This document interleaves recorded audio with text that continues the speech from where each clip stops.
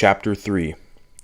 Colonel Lloyd kept a large and finely cultivated garden, which afforded almost constant employment for 4 men, besides the chief gardener, Mr. M. Duramon. This garden was probably the greatest attraction of the place. During the summer months, people came from far and near, from Baltimore, Easton, and Annapolis, to see it. It abounded in fruits of almost every description, from the hardy apple of the north to the delicate orange of the south. This garden was not the least source of trouble on the plantation. Its excellent fruit was quite a temptation to the hungry swarms of boys, as well as the older slaves belonging to the colonel, few of whom had the virtue of the vice to resist it. Scarcely a day passed during the summer but that some slave had to take the lash for stealing fruit. The colonel had to resort to all kinds of stratagems to keep the slaves out of the garden. The last and most successful one was that of tearing his fence all round, after which, if a slave was caught with any tar upon his person, it was deemed sufficient proof that he had either been into the garden or had tried to get in. In either case, he was severely whipped by the chief gardener. This plan worked well. The slaves became fearful of tar as of the lash. They seemed to realize the impossibility of touching tar without being defiled. The colonel also kept a splendid riding equipage. His stable and carriage house presented the appearance of some of our large city livery establishments. His horses were of the finest form and noblest blood. His carriage house contained 3 splendid couches, 3 or 4 gigs, besides dearborns and brooches of the most fashionable style. This establishment was under the care of 2 slaves, old Barney and young Barney, father and son. To attend to his establishment was their sole work, but it was by no means any easy employment, for in nothing was Colonel Lloyd more particular than in the management of his horses. The slightest inattention to these was unpardonable, and was visited upon those under whose care they were placed with the severest punishment. No excuse could shield them. If the colonel only suspected any want of attention to his horses, a supposition which he frequently indulged, and in one which of course made the office of old and young Barney a very trying one. They never knew when they were safe from punishment.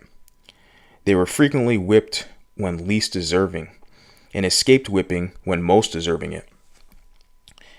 Everything depended upon the looks of the horses and the state of Colonel Lloyd's own mind when his horses were brought to him for use. If a horse did not move fast enough or hold his head high enough, it was owing to some fault of the keeper's. It was painful to stand near the stable door and hear the various complaints against the keepers when a horse was taken out for use. Quote, "This horse has not had proper attention. He has not been sufficiently rubbed or carried, or he has not been properly fed. His food was too wet or too dry. He got it too soon or too late. He was too hot or too cold. He had too much hay or not enough hay. Or he had too much grain or not enough hay. Instead of old Barney's attending to the horse, he had very improperly left it to his son." Quote. To all these complaints, no matter how unjust, the slave must answer never a word. Colonel Lloyd could not brook any contradiction from a slave. When he spoke, a slave must stand, listen, and tremble. And such was literally the case. I have seen Colonel Lloyd make old Barney, a man between 50 and 60 years of age, uncover his bald head, kneel down upon the cold, damp ground, and receive upon his naked and toil-worn shoulders more than 30 lashes at a time. Colonel Lloyd had 3 sons, Edward, Murray, and Daniel, and 3 son-in-laws, Mr. Winder, Mr. Nicholasson, and Mr. Laundis. All of these lived at the Great House Farm and enjoyed the luxury of whipping the servants when they pleased, from old Barney down to William Wilkes, the coach driver. I have seen Winder make one of the house servants stand off from him a suitable distance to be touched with the end of his whip, and at every stroke raise great ridges upon his back. To describe the wealth of Colonel Lloyd would be almost equal to describing the riches of Job. He kept from 10 to 15 house servants.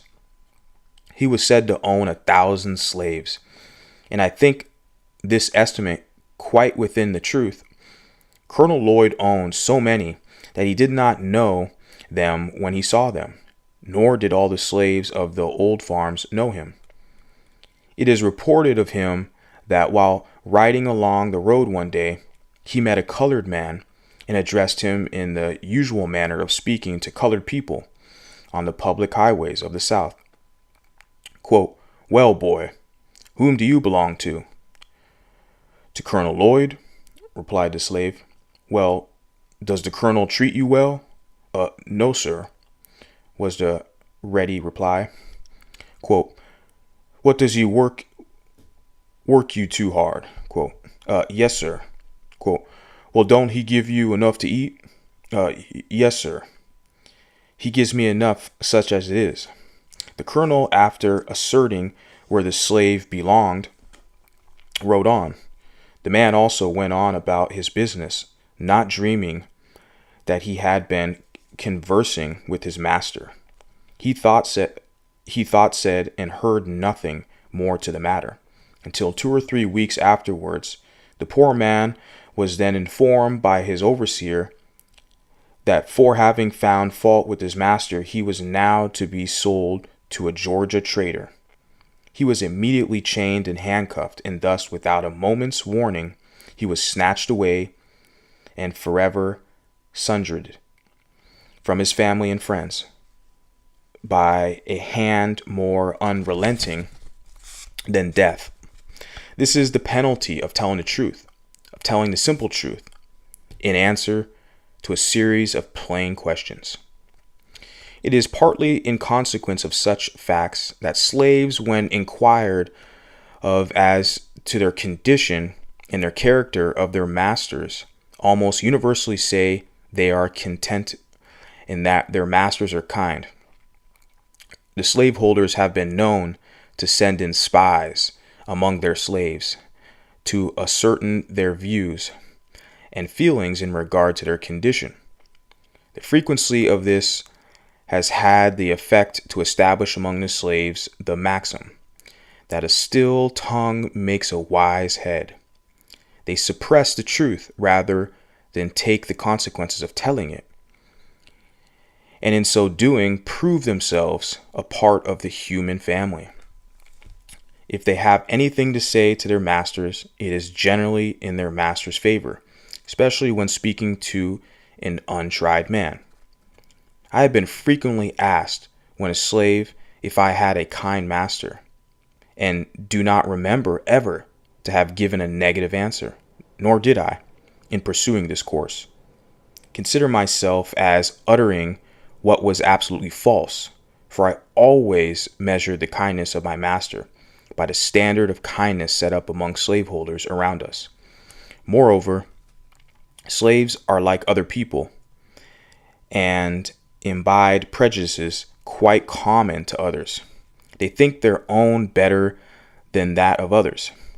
Many, under the influence of this prejudice, think their own masters are better than the masters of other slaves, and this, too, in some cases, when the very reverse is true. Indeed, it is not uncommon for slaves even to fall out and quarrel among themselves about the relative goodness of their masters, each contending for the superior goodness of his own over that of the others. At the very same time, they mutually extirpate their masters when viewed separately. It was so on our plantation when Colonel Lloyd's slaves met the slaves of Jacob Jepson. They seldom parted without a quarrel about their masters. Colonel Lloyd's slaves contending that he was the richest, and Mr. Jepson's slaves that he was the smartest and most of a man. Colonel Lloyd's slaves would boast his ability to buy and sell Jacob Jepson. Mr. Jepson's slaves would boast his ability to whip Colonel Lloyd.